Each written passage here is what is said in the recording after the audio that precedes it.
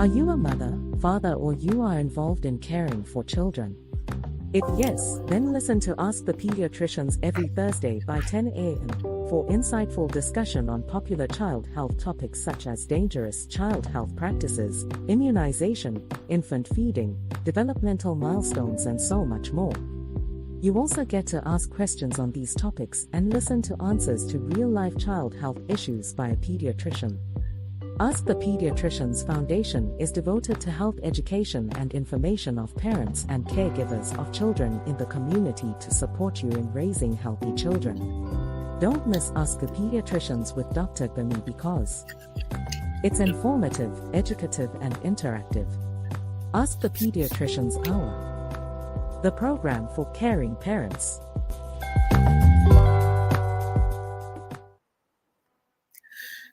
Good morning, good afternoon, good evening, depending on whichever time you are listening to me. Welcome to this episode of Atp Hour. I am Gbemisola Boyede. I'm a pediatrician and I'm your host and anchor for today's broadcast. On Ask the Pediatricians Hour, we bring you topics that relate to the health of our children. This program is brought to you by Ask the Pediatricians Foundation, and our goal is to ensure that no child dies from preventable causes of death. And we do that through health education and information of parents and caregivers of our children. And so today I'm here again with another very important topic that parents do ask about. And today we're going to be talking about constipation. Yes, I'm sure we are all familiar with that word constipation. We may have had it ourselves at one point or the other, or our children may have experienced constipation. So today we're just going to talk about constipation in our children. So I just want to invite you to join me and listen as we talk about constipation in children. All right. I also want to welcome everybody from whichever platform you're watching from. For those of you who are listening to me on Fresh Waves Radio, welcome.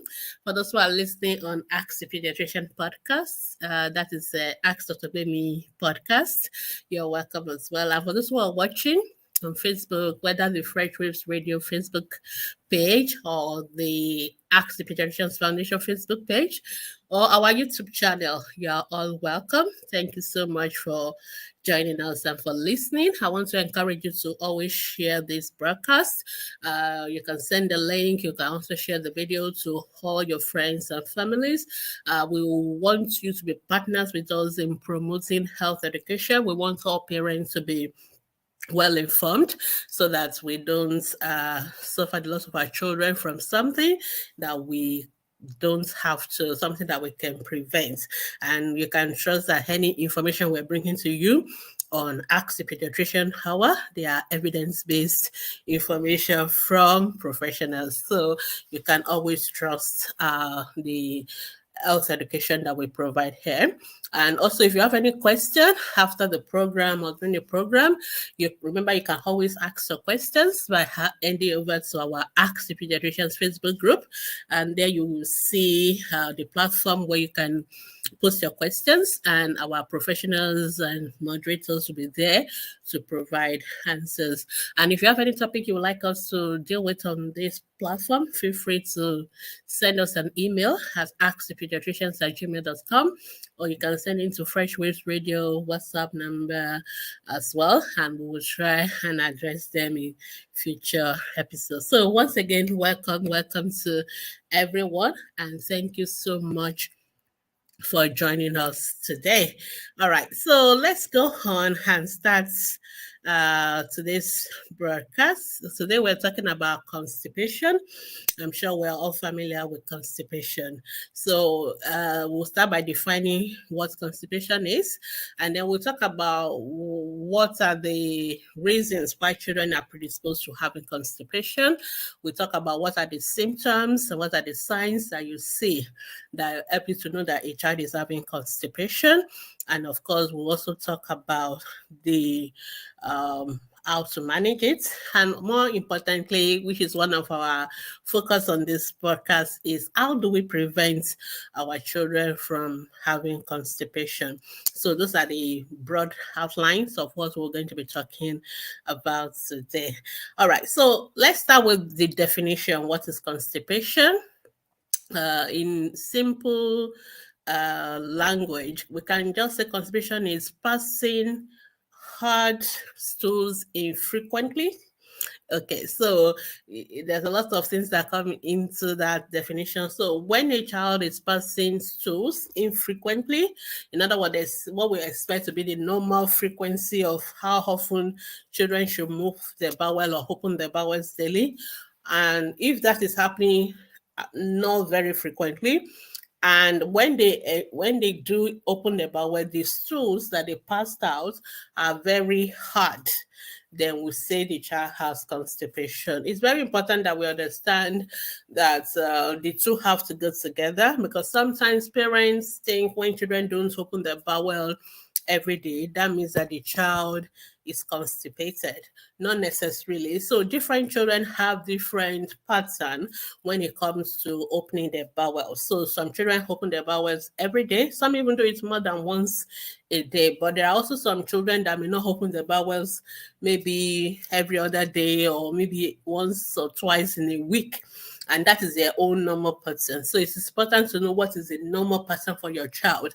And so that when they now shift out of the normal pattern, then we know that maybe something is going on. But more importantly, the stools that the children will pass will be hard stools. So it's not only that the child is not moving the bowel, but when they eventually move the bowel, the stools are hard. You need to have these two together for you to say a child has constipation. Because sometimes we say question like, oh, my child has not opened bowel, but the stool is soft. No, that is not constipation. That is just the normal pattern for that child. Whereas, but if a child is passing very hard stools that they have to strain and stretch, and you can see they are in pain and agony, and the stool comes out very hard, then that is constipation. Now, before I go on, I want to show us a picture, or what we call the Bristol stool charts. This is because sometimes when parents ask a lot of questions about stools, and for the pediatrician, what is more important for us is actually the texture, or how the stool actually looks like. It gives us a lot of information. In diarrhea, children have what we call watery stools, whereas in constipation, the stools are hard. So we have a chart for you up to help parents know which ones are the hard stools, which one is the normal stools, and which one is like watery stool. So if you look, for those of you who are watching, I've put up a picture of the stool chart. So we have the type 1 to type 7, and the type 1 stools are like, pellets, like hard lumps, or nuts. When children pass stools that comes out in that round, small round pellets, separate, and they are small round, like people sometimes say like rabbits droppings and all that. Then the stools are hard, and when they come out, they don't come out as a whole lump. They have very small round lumps. That is type 1. That kind of stool is hard stools, and it is also is one of the stools we see in children who have constipation. Or you can also have what look like sausage-like stool. That is type 2, but you can see lumps in it. It look like sausage, but there's a lot of lumps in it.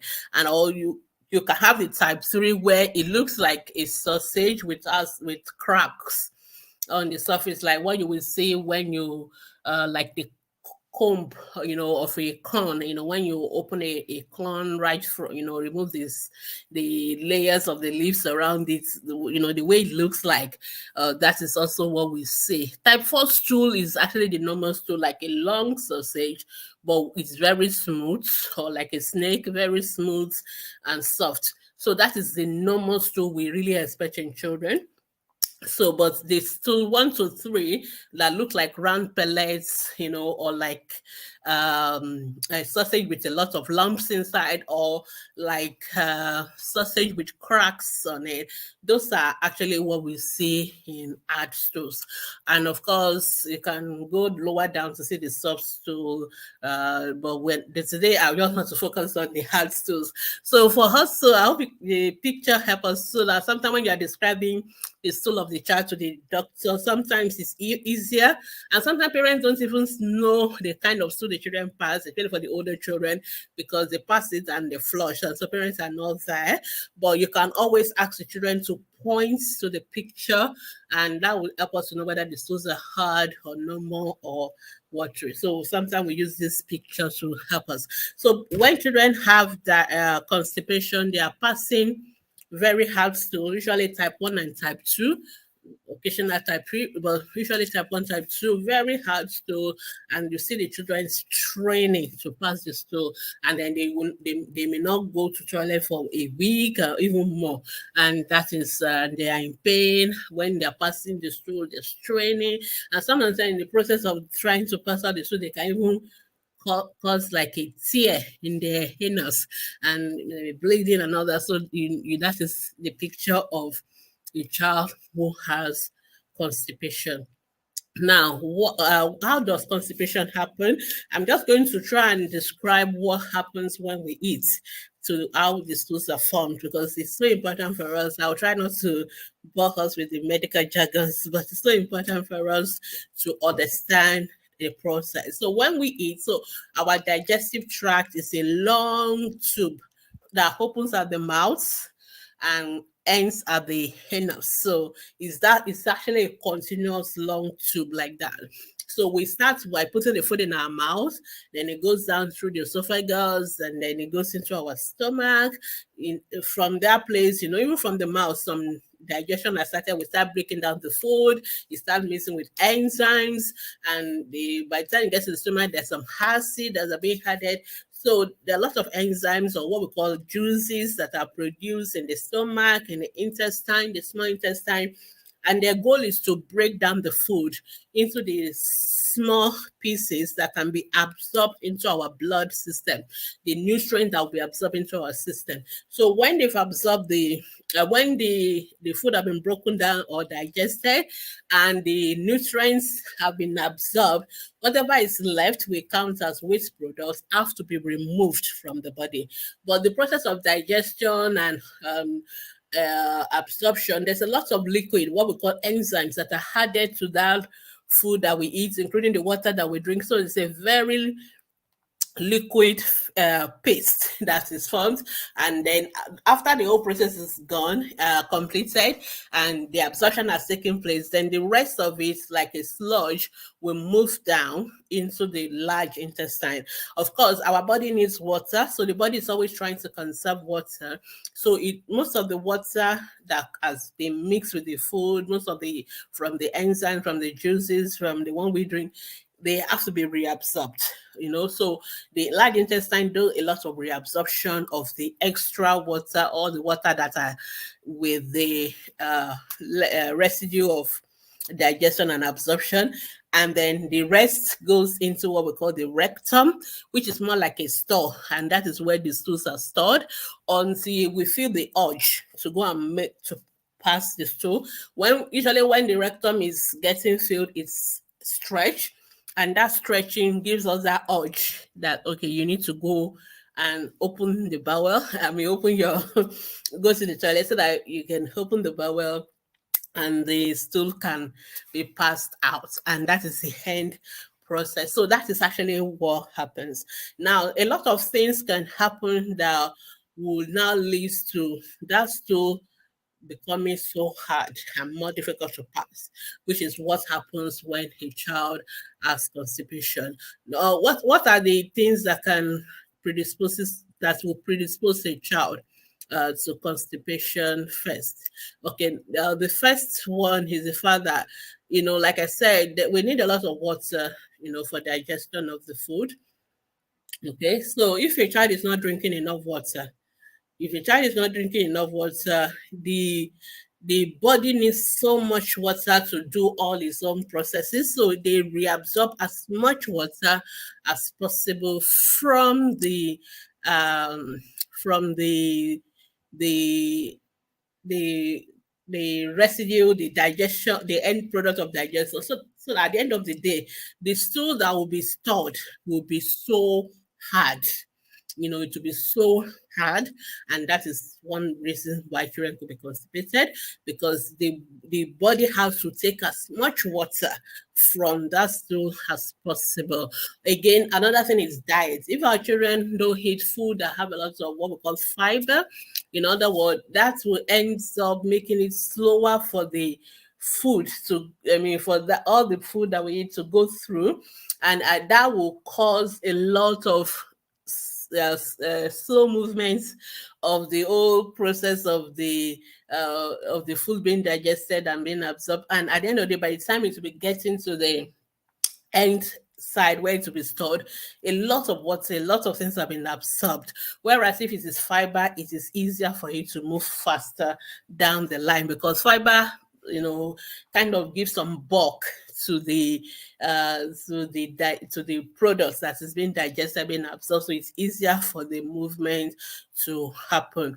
And of course, like the way food moves from one part of this digestive tract to another part is what we call peristalsis, because the bowel, that digestive tube, is always moving, so anything that we do that makes it move faster will make the food to go down faster, and I'm sure the digestion will be completed faster, and then the stool will be stored and passed out. But if somebody is, we're not active, or like children are not active, they're sedentary, then it is easier, that process, that movement of the intestine with the peristalsis, as we call it, is going to be slower, and that will make the food to stay longer in some places that is not necessary, and that can also predispose to constipation. Of course, there are also some drugs that if children are on some certain drugs, they can slow down the whole process as well. Also, there are some conditions that, if there are some conditions, that medical conditions that affect some parts of the intestine, it's really the large intestine, it will slow down again the peristaltic waves or the movement of things in the digestive tract, and that can also predispose to constipation. For example, there's a condition we call H-prong disease, where the nerve supply, some part of the digestive tract, the intestine, the large intestine, some part of it does not have nerves that's supposed to, communicate, because the way the body communicates with each other is through those nerves.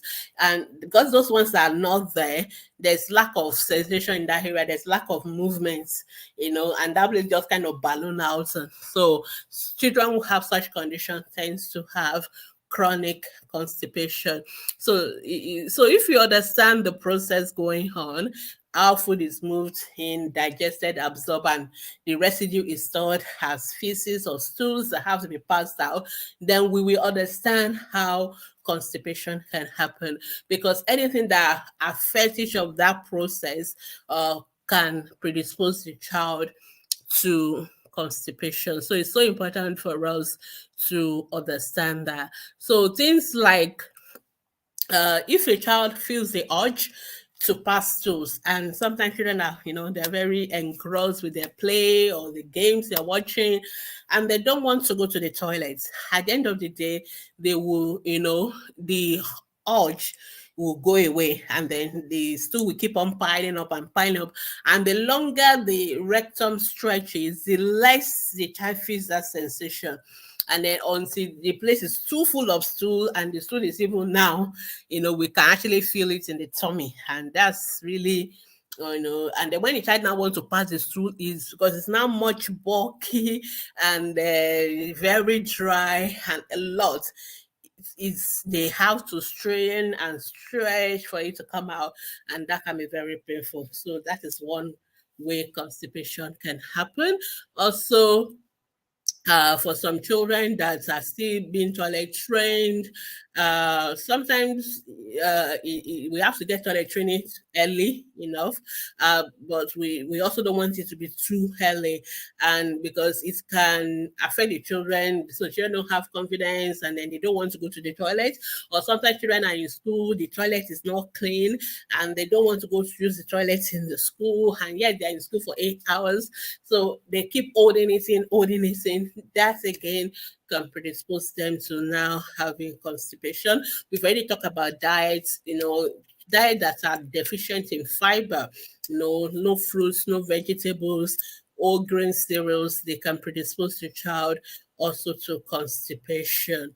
Also changes in routine, sometimes it's good to have a good bowel routine. So maybe first thing in the morning you go, so the children go to the toilet, open their bowel, of last thing at night. So it's like a person and it's something they do like every day, every other day. That's a very good routine. But sometimes, maybe when we travel, sometimes you don't feel like I don't want to open my bowel, then that big change may predispose a child not to want to use the toilet in a new environment or on the road, and that may predispose them to having constipation. Of course, we'll talk about medication. There are some drugs that have the side effects of constipation. So usually when doctors prescribe those drugs, they would have given you some kind of heads up or warning to know that can happen. Of course, we also talk about medical conditions like H-prong disease that can predispose children to constipation.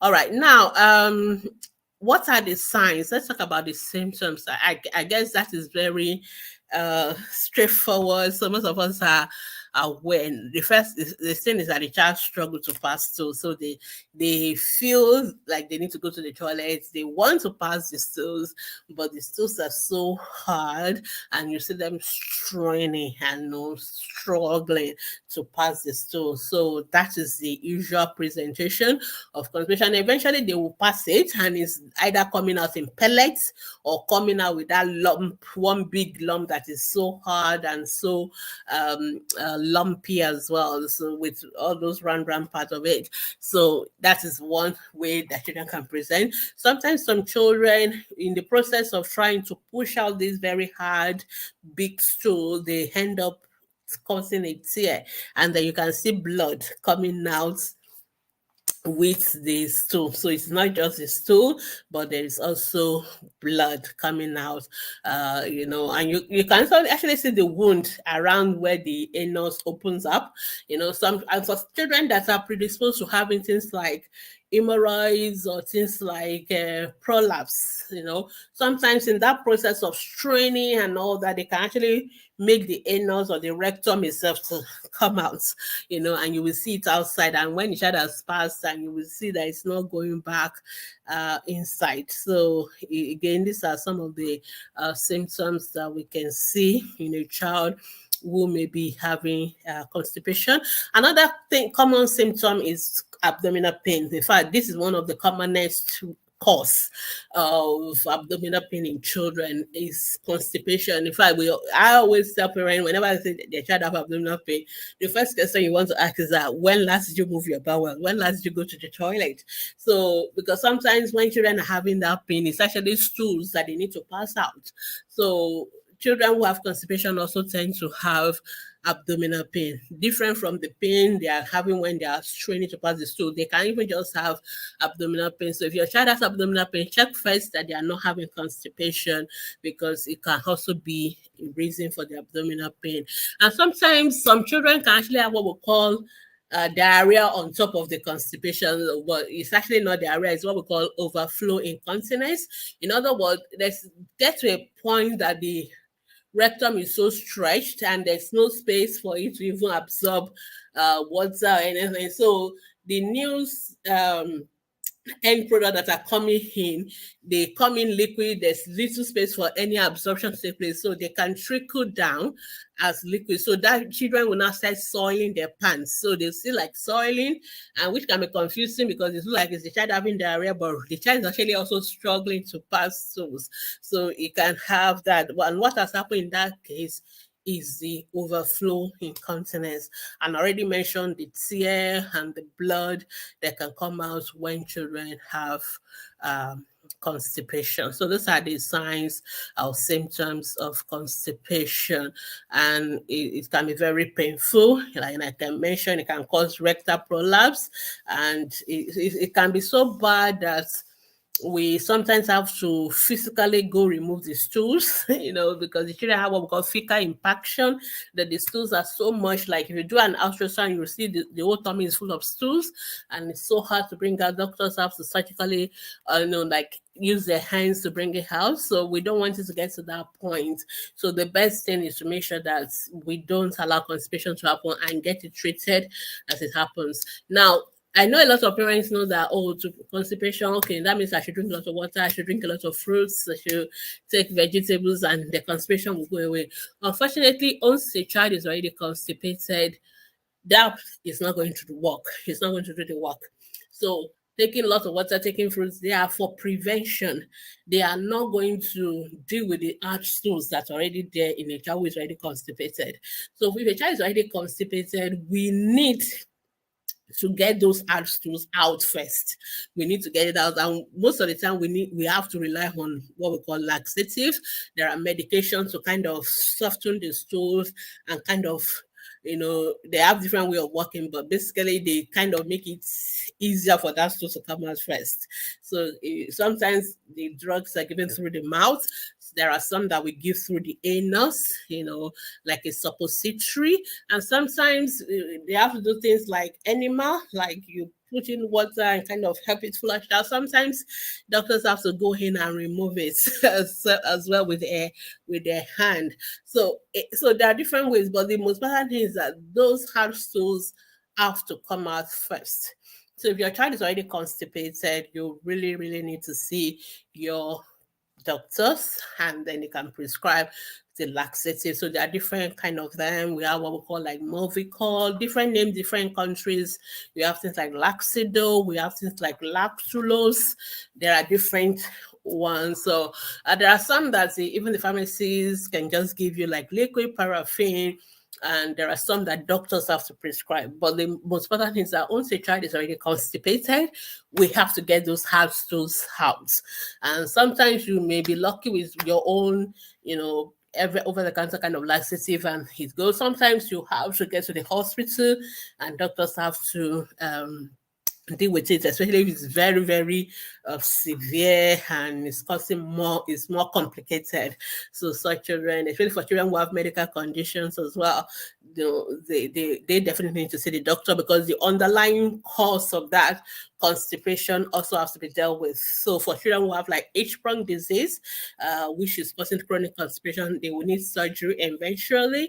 And for if you're on any medication that is causing constipation, they may have to stop the medication or give you an alternative. So those are the instances where that child needs to get to the hospital. But if there's really nothing, if it's just like habits and behavior or diets or lack of drinking water or things like that predisposes the child to constipation, then those kind of cases can be managed with just using laxatives that we can get from the pharmacist, and that will help. And the one thing with laxatives is that sometimes they take time for them to start working. It may take a couple of days. So the fact that you start using it and the child has not moved the bowel does not mean you should stop. And sometimes once you started using them and the child now starts moving the bowel, they also need to know when to stop, because if not, you're not going to go from constipation to diarrhea. So that's why most time the doctors have to monitor when they are using laxative medications in children, so that we don't go from constipation to diarrhea. So it has to be kind of controlled, so that and regulated to avoid that. So, but the most important lesson I want us to take away from this broadcast is that once a child is constipated, that constipation has to be treated. And constipation is so important to be treated, because if not, it can also lead to other issues, really in young children, because the bladder is directly up, in front of the rectum. So the stool store is directly behind the urine store. And when a child is constipated, the constipation pushes against the bladder, reduces the space in the bladder, because they are all like um, uh, uh, um, spaces that can expand. So they are like expand, spaces. So the one that gets filled first can push against the other. So when the rectum is filled first, it's kind of expand, push, and narrows the space that the bladder with the urine stock can expand to. So such children can now begin to have what we call bedwetting and enuresis because of the constipation. So sometimes when children have bedwetting, if you listen to the bedwetting episode that we've taken a few couple of months ago, we have to focus treat constipation before we can even handle bedwetting. So that is why when once a child has constipation, that have to be treated first. And then, but more importantly, after the constipation has been treated and the child has passed all the house tools, we now need to make sure that they don't end up having constipation again. And for our children who don't have constipation, this is a part that is relevant to us about how do we prevent constipation from happening. So I'm going to spend the rest of the broadcast talking about prevention because I think that's more important. And the prevention is easy if you remember what I talk about, how it happened, the physiology, the what really goes on, and what can lead to constipation. So if you remember that, um, the prevention aspect won't be easy for you to follow because they are just to make sure that that process goes as it should go and there is no nothing that is affecting that process. As long as nothing affects the process negatively, then the children will not have constipation. So the first thing when we talk about prevention of constipation is that we need to give our children food that are rich in fiber. Most of the things that children like, all these pastries and junk food and all that, they don't have fiber. All right. So those kind of food, it slows down digestion, absorption, and at the end of the day, by the time they get to the end of the digestive tract, they are really very hard and to pass. So it is important that children eat things that have a lot of fiber. And very good examples are our vegetables. Okay, vegetables are high fiber, things like our fruits. So when we tell parents give healthy snacks, so healthy snacks are your fruits and your veggies is better than giving them those other junk food that don't have fiber. So for the bowel movement to be uh, optimal, to happen very quickly and normally, not to be sluggish and slow down, then we need to eat food that are rich in fiber. So your vegetables, your fruits, your beans, even whole grain cereals as well, they are very good fiber, high fiber diet. So we want you to make sure that at least you include this as part of the daily diet of our children. Again, the second very important way to prevent constipation is drinking water. I mean, that is so straightforward, but it amazes us how often children don't like to drink water. And sometimes parents just assume children will drink water. No, they don't. You have sometimes to remind them to drink water. And I'm happy that there are lots of apps these days that you can have on your phone or your wrist or your smartwatch that actually reminds you when it is time to drink water. And this is not just even for the children, even for us as adults as well. We need to drink water. We recommend we drink up, children should take at least 6 to 8 glasses of water. That is between 2 to 3 liters of water every day. And it's better they drink this water throughout the day so they don't drink it too late in the night when they're going to go to bed and they are going to not have bedwetting. So we want to encourage them maybe every couple of hours, every 3 hours, they should go and drink maybe like a cup, So just space it out like that. So when they go to school, they should go with a bottle of water or let this water already in the school and they should drink there. Of course, when they come back, they should drink every 3-4 hours. Children should drink water. So at the end of the day, they'll be able to take the 6 to 8 cups in a day, and that will give them sufficient water. Because if there's sufficient water from drinking, then the intestines don't have to reabsorb all the water that comes with the stool, because it is that process of reabsorbing almost all the water that makes the stool so hard. But if the child already has enough water, then the intestine, there's a lot of processes that regulate how much water is in the body. So the intestine get the message that, oh, we have a lot of reserve. You don't have to absorb everything, and so that will make it will not make the stool to be so hard by the time they are getting stored in the rectum. So number one, high fiber diet, and number two, lots of water, 6 to 8 cups of water per day. Another important thing to help with to prevent constipation is activity. We need our children to be very active. Remember when I was talking about predisposing factor, we talk about sedentary lifestyle.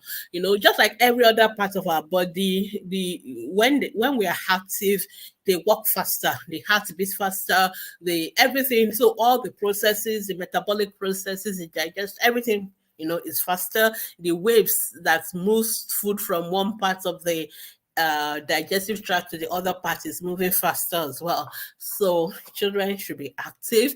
And we're talking about active, we're not talking about them sitting down in front of the television and watching it 24/7. No, we're talking about them physical activity, getting out there, running around, jumping around, the physical activity that they do during their PE classes in school, at home as well. So it's important that we encourage our children to be physically active, because it also aids digestion, absorption, it increases the bowel movements, and that also helps with avoiding constipation. I'm sure most of us don't think that, activity doesn't have any role to play in constipation. Yes, it does. The more active the child is, the more the more active the more the processes that are going on in the body, the more effective they are and optimal. So the peristaltic waves are optimal. So that is why it's so important that children are not just sitting around watching all game, but they are actually very, very active day in and day out. Another thing when it comes to preventing constipation is that we need to set up a good toilet routine for our children. We need to have a good healthy bowel routine. So it's best when children preferably go to the toilet the same time every day to move the bowel. So it's easier and it's better that way than to make it just to leave it to chances. And so sometimes you're not sure it happens, sometimes you're sure it happens. So one way to do it is sometimes just make the children sit on the potty or the toilet seat first thing in the morning. Let them just use the toilet. After a while, it becomes part of them. So first thing in the morning, they just open their bowel, or last thing at night, they just open their bowel before they sleep. So that way, at least you're sure there's something regular routine, and you're not like suspecting that they may be withholding the stools and they're not passing the stools and all that. So having a regular bowel routine helps. So it takes time to set up habits, but it's something that can be achievable. It's something achievable. It's something that is doable. So we just need to encourage our children. Sometimes you have to remind them, are you going to the toilet? Have you been to the toilet today? Do you want to go sit on the toilet seat? That kind of a thing. Or first thing in the morning, just like the wee before they go to bed, or sometimes we just want their first thing in the morning to use the toilet. So that will help them, and that will free them from pressures like, I don't want to use the toilet in the school, I don't want to use the toilet on the road and all that. But because they've moved their bowel, most children most time will move their bowel once or twice a day anyway. So if they can just have it set to a routine, that's fine. Of course, that doesn't mean that they can't move their bowel all that time of the day, but having it into a regular kind of routine also helps. Now, another thing we very closely links to the last point is the fact that we should encourage children not to ignore the urge of nature. So usually sometimes children feel the urge to go and open their bowel, but because they are doing something which they felt is more interesting, maybe the program or the book they are reading or something else they are doing, they kind of blank it out, ignore it until the urge. Of course, we all know that after a while the urge will fade away. If you don't put your mind to it, it will just fade away. And sometimes the more they do that, the less sensitive they are to the urge, and the less sensitive their anus, the rectum are. So sometimes they don't tend to feel that urge. And if they're not feeling the urge, the stools are just accumulating and accumulating. They are not letting it out, they're accumulating, they're becoming harder and more difficult to pass. So we need to encourage children. Immediately you feel the urge to pull or to wee, you should go ahead and do it. And if whatever you're doing, you can pause it, they can always come back to it. So we need to make sure that they respond quickly to the urge. Otherwise, they're going to end up accumulating the stools, and that is not good for their bowel, and that can predispose them to constipation. Again, just a reminder, they need to eat food that are high in fiber. They need to drink lots of water. They need to be physically active. They need to have a good, healthy bowel routine or healthy toilet routine, so that they do it probably the same time each day. Of course, they should not ignore the urge. Once the urge comes in, they need to get to the toilet and do their business, and then they can always continue with whatever they are doing. These are ways by which we can prevent our children from having constipation. Another important thing is, if your child is on medication, please always ask the doctors. Please always read the leaflet yourselves, because like I said, some medication predisposes to constipation, and you may need to get some additional support around that. There are not so many, actually, for children in adult years. So, but just be aware of that, and make sure if you're on medication for long, make sure your doctors are always reviewing those medication, and they are adjusting it and making sure you're not using unnecessary medication, especially for our children. Of course, finally, we need to be very supportive of our children. Sometimes, children, when they've had bad experience with constipation and they remember that pain and all that, some of them psychologically, or it begins to withhold their stools. They don't want to go to the toilet because of the pain. And of course, that is another vicious circle, because then they don't pass the stool again, then constipation starting again. So we need to be more supportive. We need to encourage them. Sometimes children are going to have accidents along the way when they are being potty trained and all that. Let's not be too hard on them. Let's just know that accidents, toilet accidents, are part of life, so they will happen. So just encourage the children. Okay, it's fine. And when they do well, when they go to toilets early, when they move the bowel right on time and clean up and all that, we can encourage them. We can give them rewards, stickers, star charts, whatever, just to encourage them to do it right. So let's not make toileting episodes something very painful, traumatic psychologically for children. I know parents, sometimes we are very impatient. We just want them to get this right quick, but just don't feel like your child is different when you have accidents. It's something most children can still have. What we just need to do is to make sure that we encourage them and we support our children, and that will help them to have a more positive approach when it comes to toileting, and that will keep them away from having more withholding their stools, because they don't even want to make mistakes, or because they are so scared of the backlash that they're going to get from parents. So let's just be more supportive of the children, and that will help them to prevent constipation. All right, so that is all we are going to talk about today. So thank you so much for watching this episode on constipation. And like I said, if you have any questions related to this episode, feel free to head over to Ask the Pediatricians Facebook group, and you can ask your questions there, or you can just send your question via email as well, Dr. Gbemi at askthepediatricians.com or askthepediatricians@gmail.com. You can also send it through, if you're listening on Fresh Wave Radio, you can send it through their Facebook or their WhatsApp contact as well. So in summary, for those who may just be joining us towards the end of this broadcast, for the past almost 45 minutes. We've been talking about constipation. It's a very, very common issue in children and even maybe adults as well, but very common in children. And we've talked about what constipation is, which is passage of hard stools infrequently, and we've talked about why children are predisposed to constipation, and we've talked about signs and symptoms you see in children who have constipation, and then finally we talk about how to treat constipation. Most times you need to get constipation treated through laxatives, and finally we talk about prevention of constipation.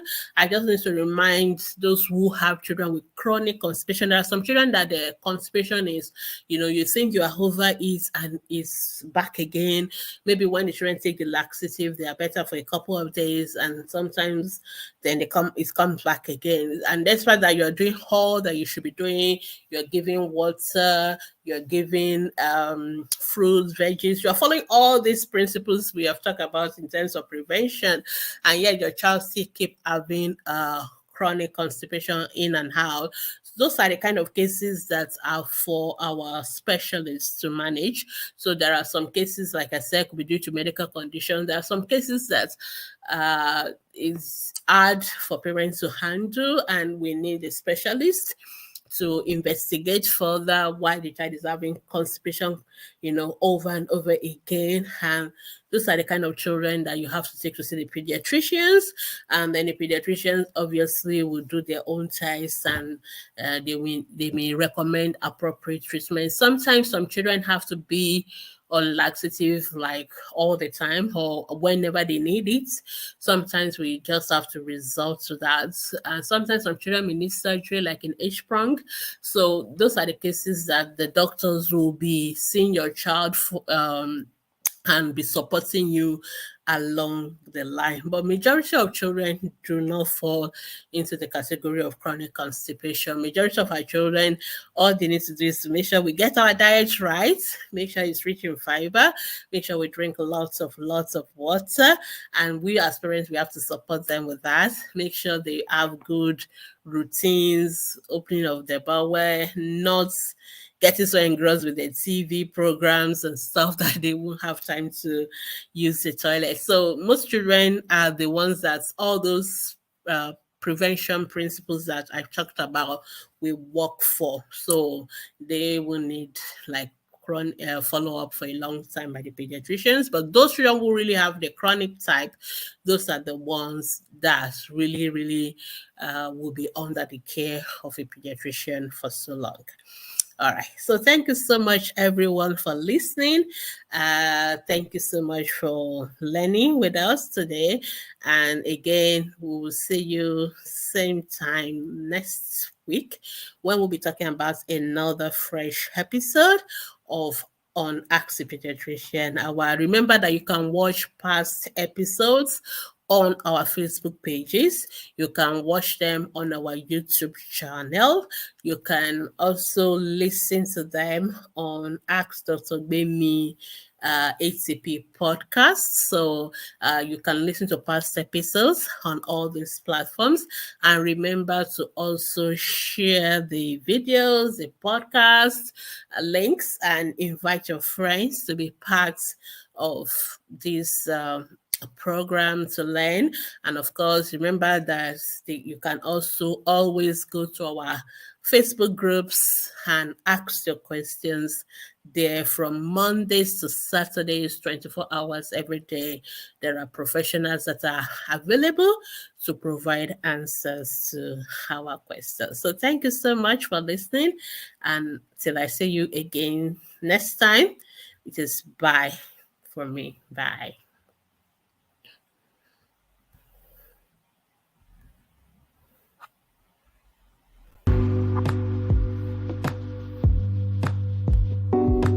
Are you a mother, father, or you are involved in caring for children? If yes, then listen to Ask the Pediatricians every Thursday by 10 a.m. for insightful discussion on popular child health topics such as dangerous child health practices, immunization, infant feeding, developmental milestones, and so much more.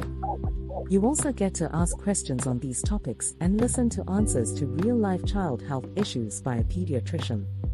Ask the Pediatricians Foundation is devoted to health education and information of parents and caregivers of children in the community to support you in raising healthy children. Don't miss Ask the Pediatricians with Dr. Gbemi because it's informative, educative, and interactive. Ask the Pediatricians Hour, the program for caring parents.